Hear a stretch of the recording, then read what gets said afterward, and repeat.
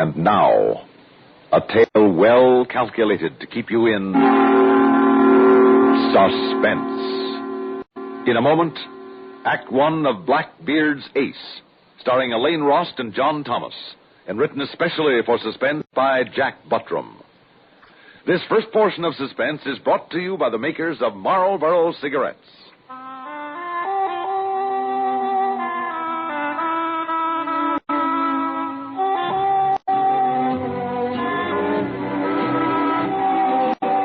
Why don't you settle back and have a full-flavored smoke?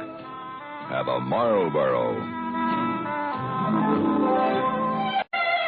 You get a lot to like with a Marlboro, the filter cigarette with the unfiltered taste. Try Marlboro.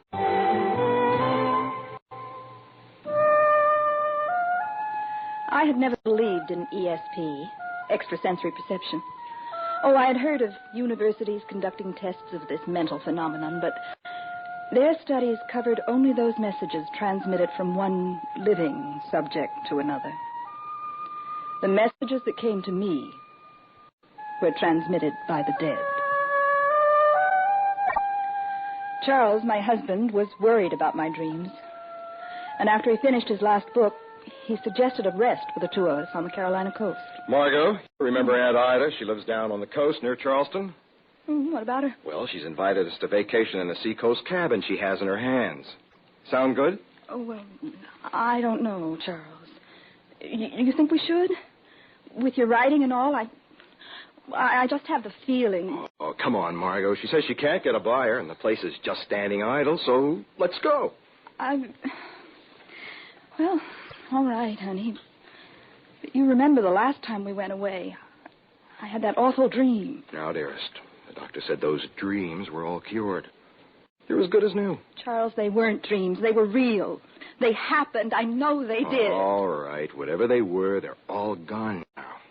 And you do need a change. All right, dear. I'll go if you really want me to. That's my girl. Well, we can start packing right away. I'll get my typewriter. Did you get those books from the library? Yes, I put them on your desk. Oh, yes, I see them.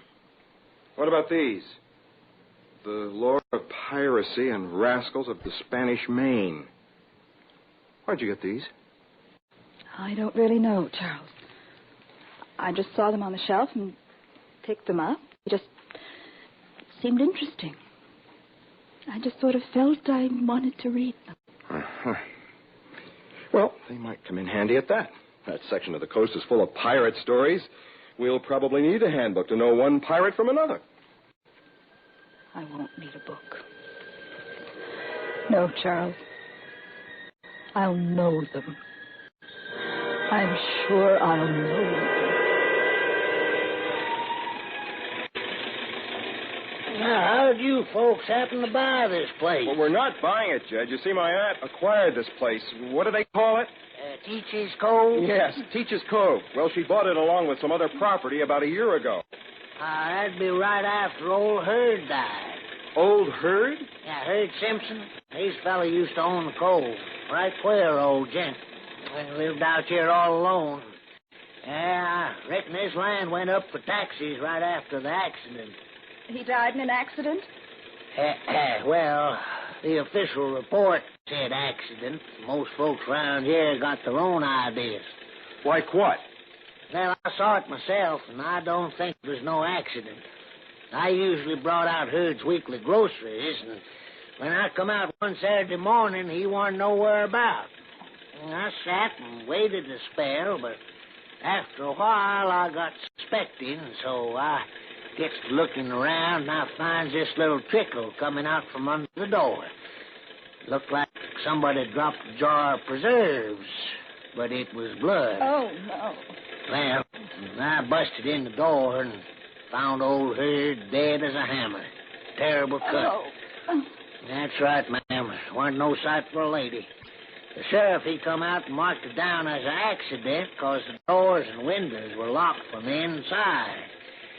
But how a fella could cut himself from the shoulder clear down to here by falling on something, especially when we couldn't find nothing that big for him to fall on. Oh, Charles. There now, honey, there now. Oh. I'm afraid your little gory tale has frightened my wife. Oh, no, there's no need to be frightened now, ma'am. That was most a year ago. At least it was about this same time last year, time of the full moon and the highest tide. Pirate's moon. Margot. Yeah, that's right, ma'am. Pirate's moon. I reckon they called it that because of the high tide. They could slip over sandbars and get farther up the inlets to bury their treasure or whatever it is. Margot, how did you know about a pirate's moon? I don't know, Charles. Read it in one of those books, I guess. Well, there's the cove, right up ahead. It's a nice-looking place. The way you were talking, I expected to see a tumble-down shack. Oh, old Hurt, he was a pretty good fella keeping the place up. Yeah. Well, here we are. Certainly is deserted country. We didn't see a single soul on the way out here. Well, I guess I better help you get set up, huh? I'll unlock the door if you can start bringing in the bags. Yes, hurry. Get in before dark. I don't know why, but I just knew we must be inside the cabin with the door locked before dark. There was something that would not be quiet, something inside my brain that was trying to speak to me. I had to shut it out of my mind. Well, that ought to do it. Hope you folks are comfortable. Thank you, Jed, for all your help. That's all right, ma'am. Here, I'll pay you and see you off. Goodbye, ma'am. Goodbye, Jed. Thanks again.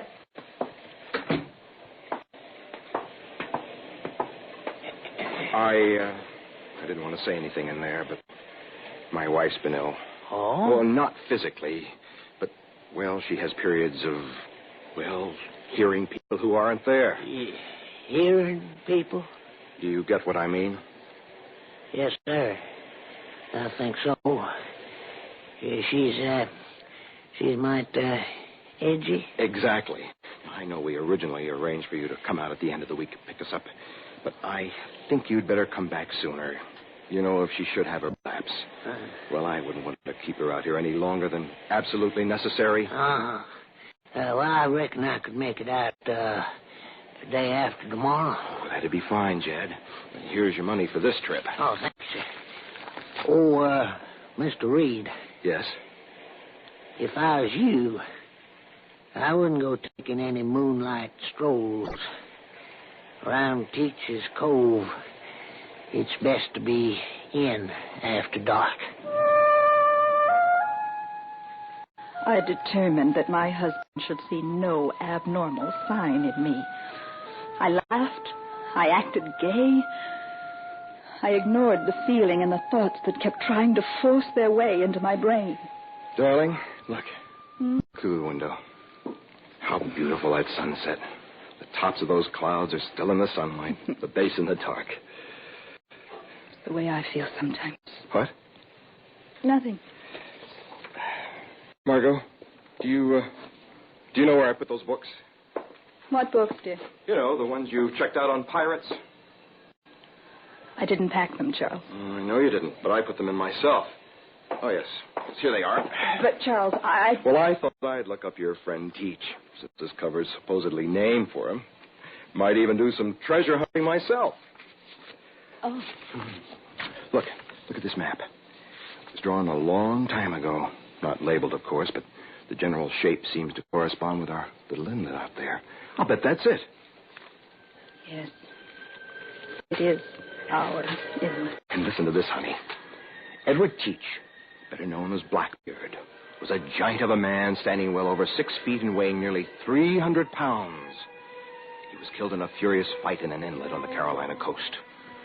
The secret of his supposed hidden treasure went with him into oblivion. Doesn't that sound exciting? What was that? What was what? I thought I heard a squeaking. Rhythmic. Like an oarlock. As if someone were rowing. I didn't hear anything. But I'll look. Well, can't see anything now. Must have been your imagination. Oh, let's see, where was I? Oh, yes, right here. His favorite weapon was a cutlass, which could inflict a horrible wound at one blow. There are probably many shallow graves along the coast that attest to Blackbeard's double insurance when concealing treasure. It's interesting, don't you think, dear? I think it's horrible. Can't you just see it? The treasure's buried. The men start to fill up the gap. But before they can, the giant cutlass flashes twice in the moonlight.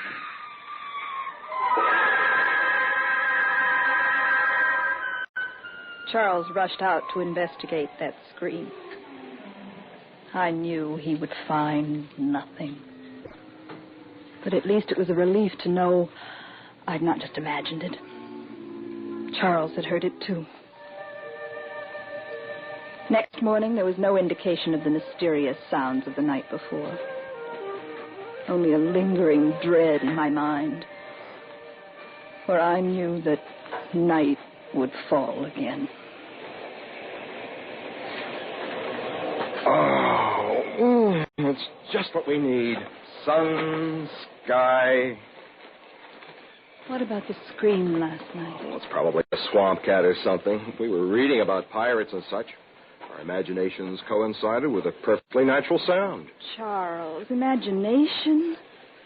Coincidence? Well, I don't believe it was Blackbeard's ghost guarding his treasure, if that's what you're leading up to. I hadn't mentioned it at all. Well, I just know it's on your mind. Say, what's that over there? What? That piece of iron sticking up out of the sand. Looks like part of a small boat's anchor. It's pretty ancient. Let's dig it out. Charles, I don't think we should. Oh, for Pete's sake, why? It's broad daylight. Come on. What's this? Looks like a piece of ivory. Heart-shaped. Black diamond shape inlaid in the middle.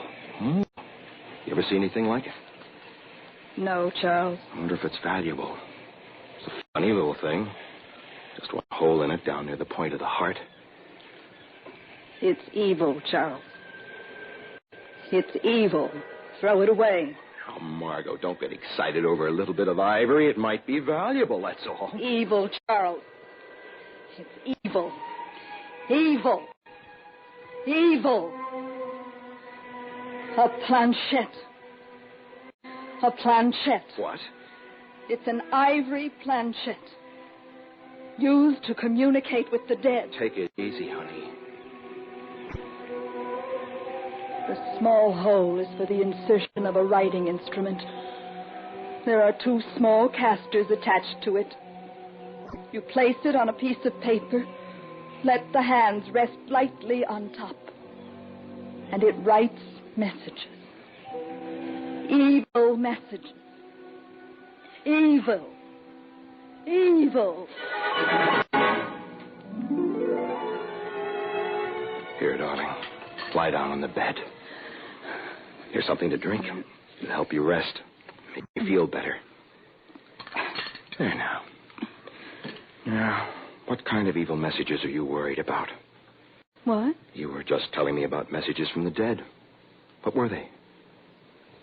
I don't remember. Well, you just said something about this planchette, right? You don't remember, do you? No. I really don't know what you're talking about.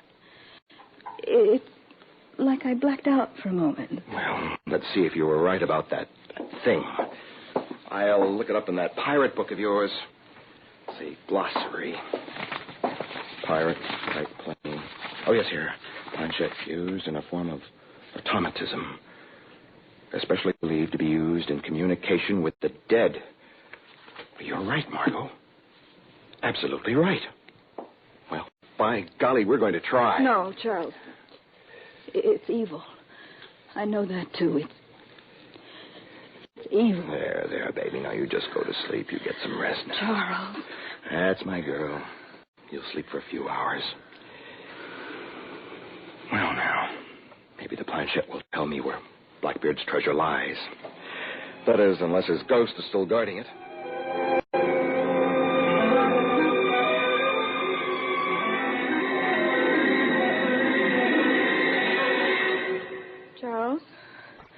Charles, where are you? Right here, darling.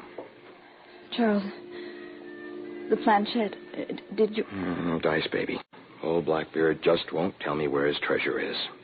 I fixed up the little plaything there. I put a pencil in, Sat for over an hour with my hands resting on it, waiting for it to write on the paper.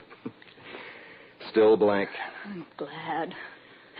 Guess the way those things really work is your muscles finally get tired and you write out the messages that are already in your brain. Maybe so, Charles. But how do the messages get in your brain in the first place? Don't ask me. Ask old Blackbeard. You hungry? No, not very. You've been sleeping all afternoon. It's already dark.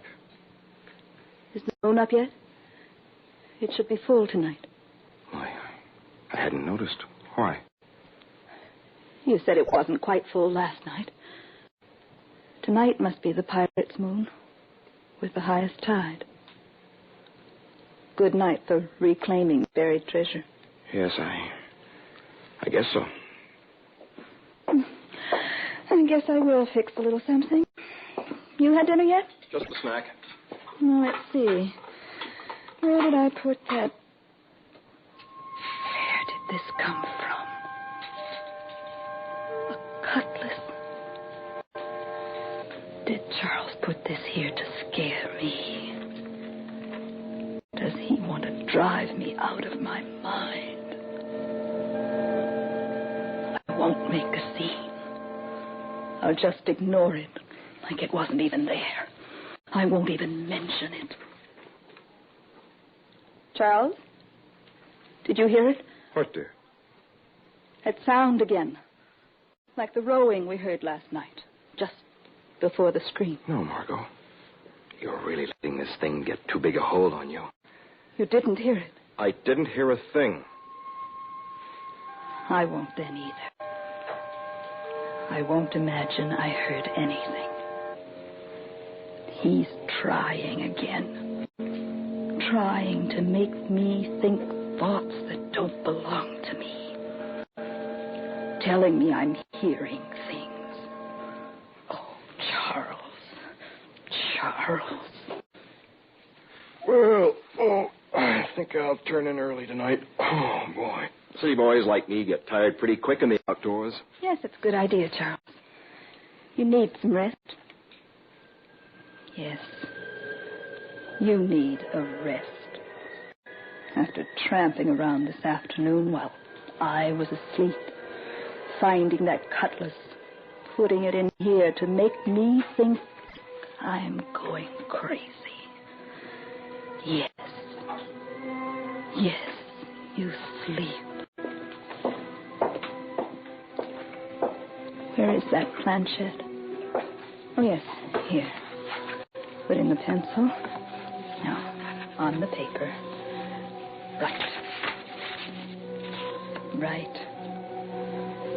Write out the message that is in my brain. Reveal it to me. Write. There, it's moving. It's writing. K-I-L. Kill? Kill whom? Why? C-H-A-R-L. No, why should I kill Charles? He's my husband. He takes care of me. He keeps me... Wait a minute. Does Charles think I'm crazy? Y-E-S. What was that? Oh.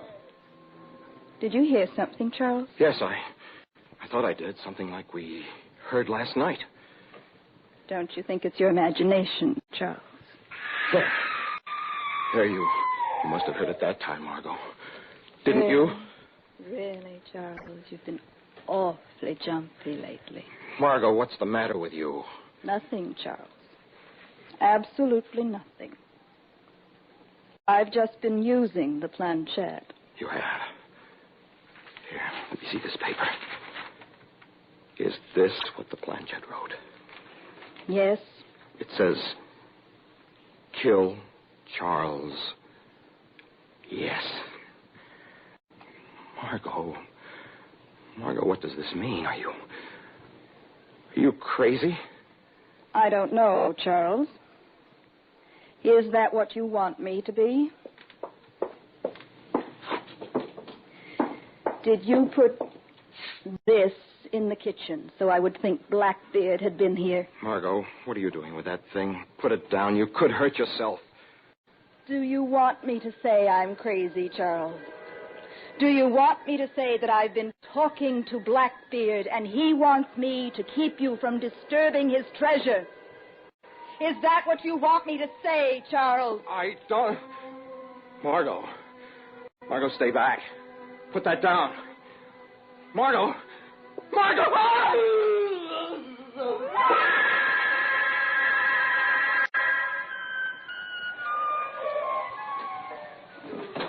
Hello, the house. That's funny. Nobody seems to be around. Mr. Reed said I should come out and check on things today. I guess I'll just take a look.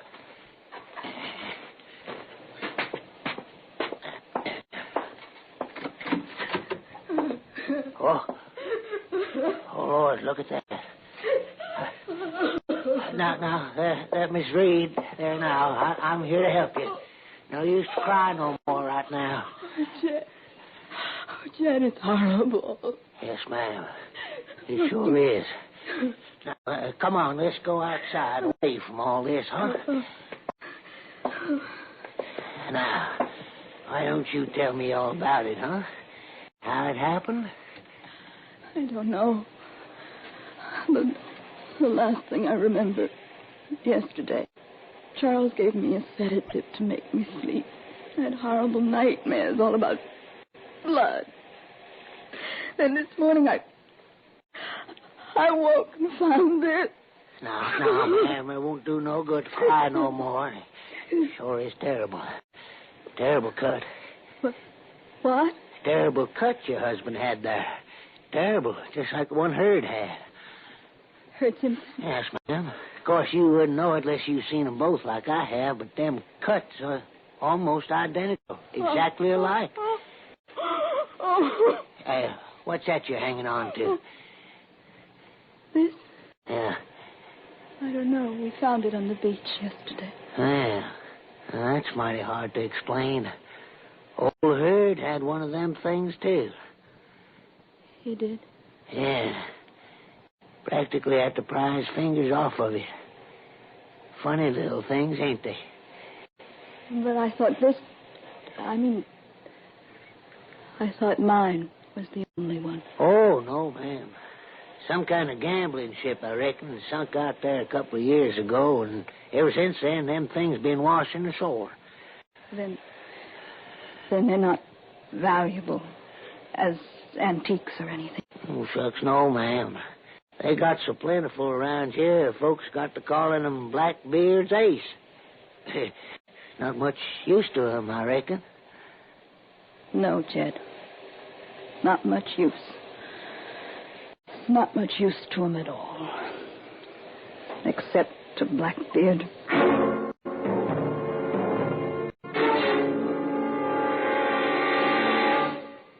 Suspense.